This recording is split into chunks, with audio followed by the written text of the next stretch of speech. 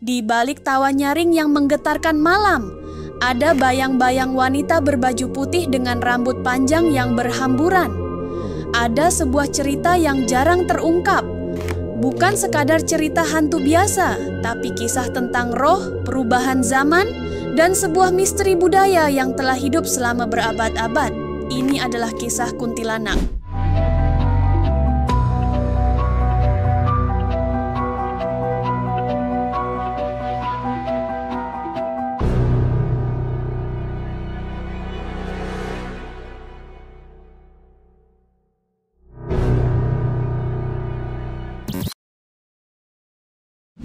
Sosok kuntilanak menarik perhatian seorang antropolog asal Jerman bernama Timo Duille.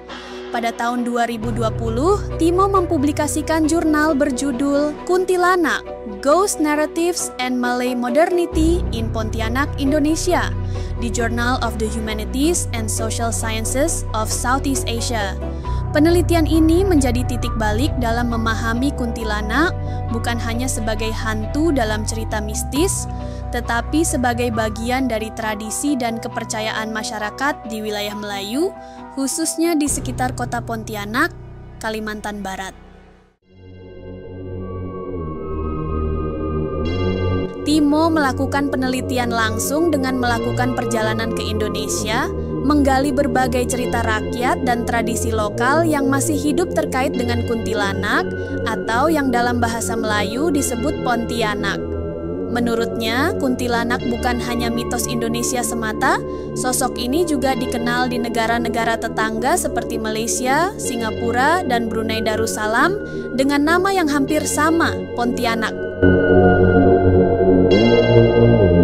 Menariknya, di wilayah-wilayah ini, Pontianak tidak hanya dipahami sebagai hantu perempuan yang menakutkan, melainkan lebih sebagai mayat hidup yang mengancam manusia karena tidak dapat menemukan kedamaian setelah meninggal dunia. Jadi, kuntilanak atau Pontianak adalah gambaran roh yang belum beristirahat dan masih memiliki keterikatan kuat dengan dunia manusia.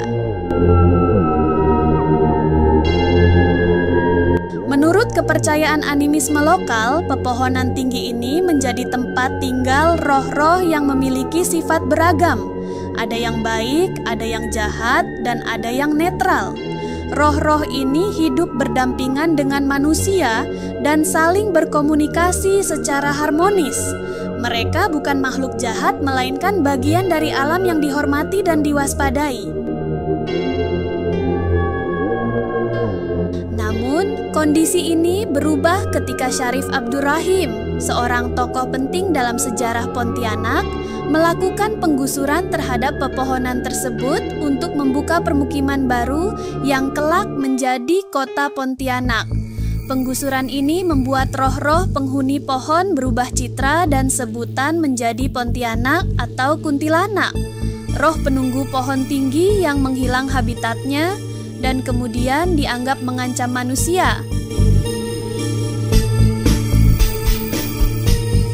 Penelitian Timo menegaskan bahwa konsep kuntilanak atau Pontianak sebagai sosok jahat adalah hasil transformasi sosial dan kultural yang terjadi akibat interaksi manusia dengan perubahan lingkungan dan pandangan dunia yang berkembang.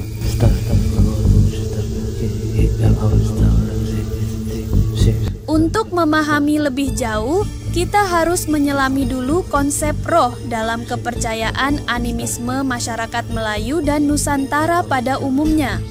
Dalam animisme, roh bukan hanya roh orang yang sudah meninggal, tetapi juga roh yang menghuni segala sesuatu di alam, pohon, sungai, gunung, dan benda-benda alam lain. Roh ini bukanlah dewa, melainkan makhluk yang memiliki sifat dan karakter seperti manusia, bisa baik, jahat, atau netral. Manusia di masa lalu percaya bahwa roh-roh ini bisa berinteraksi dengan mereka, baik memberikan berkah maupun membawa malapetaka jika tidak dihormati. Pohon-pohon besar dan tua seringkali dianggap sebagai tempat tinggal roh yang kuat dan sakral.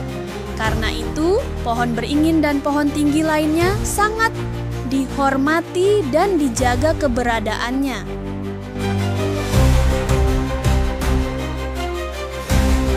jika pohon-pohon tersebut ditebang atau digusur tanpa ritual yang tepat, roh penghuni akan marah dan bisa menjadi mengganggu manusia.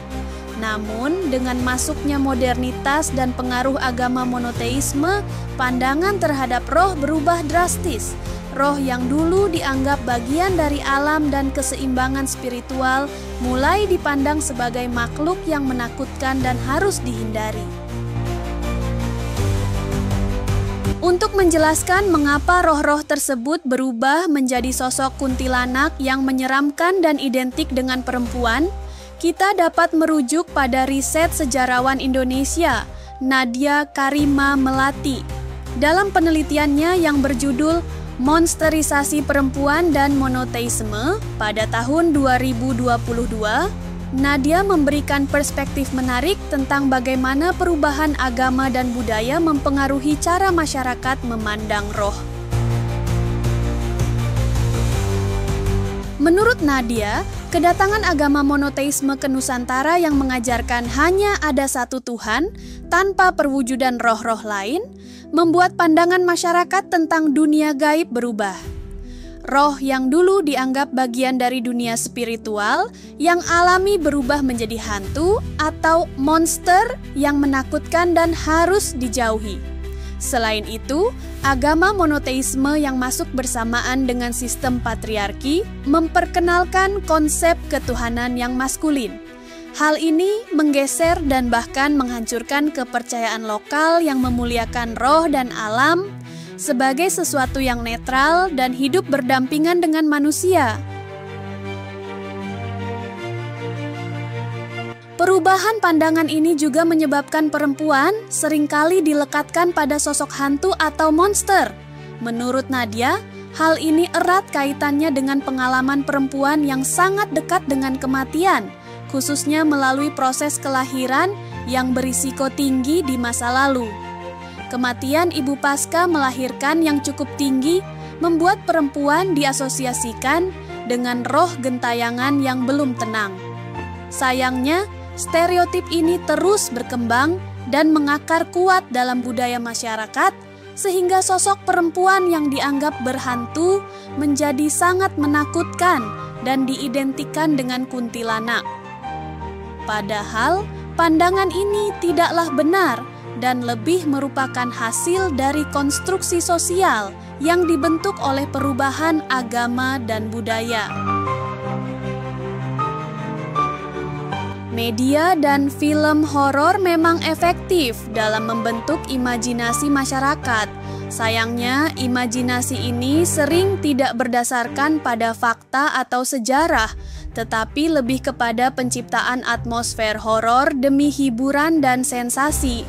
Akibatnya, banyak orang kini hanya mengenal kuntilanak sebagai makhluk gaib jahat yang mengancam nyawa, bukan sebagai bagian dari warisan budaya dan kepercayaan yang lebih luas dan kompleks.